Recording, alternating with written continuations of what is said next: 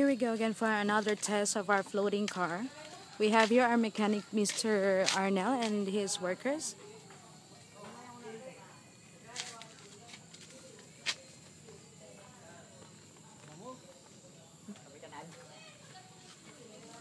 May problema itong gulong nyo, ma'am.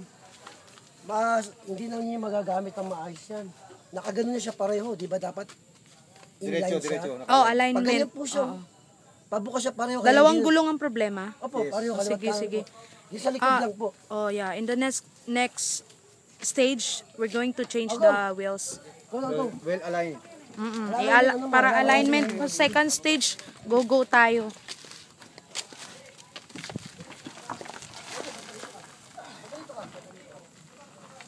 Now we're going to test the car if it floats and if it still have leaks.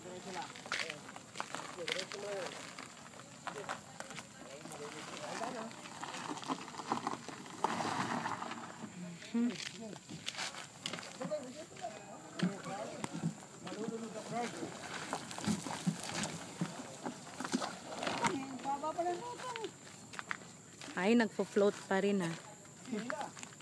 Baba pala, hindi na pala lupok ron eh. Hindi abot yung ano? Hindi abot pala yung butas eh. Sampahan mo nga doon, tinan mo kung meron tataga. Iyan natin. Hindi na. Diyan ka na lang. Bahala ka yan. Babalik ka na mamaya. Mga alas 5, dito na kami. Sampahan mo nga ano. Pero te, ikot-ikot ka man, tinan mo kung meron ano. Sasagwanan ko. Meron tubig. Sasagwanan ko muna.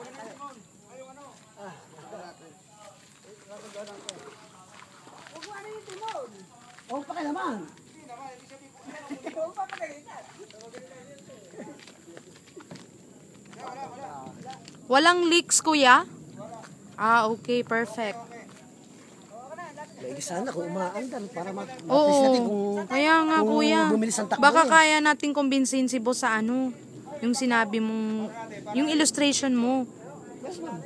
Hindi, ang concern ko, yung umaandar lang sana yung engine niya na as boat siya, ma'am. Okay, layo nyo. Ah, boat engine. Apo, yung ano, yung jet ski, kung mapagpa-function natin. Oo nga, no.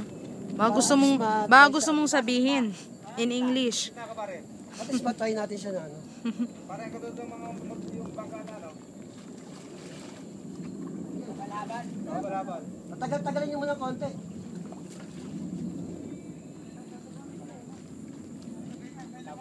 Kayo eh. Hindi ha? Babalik kayo ha? Yes.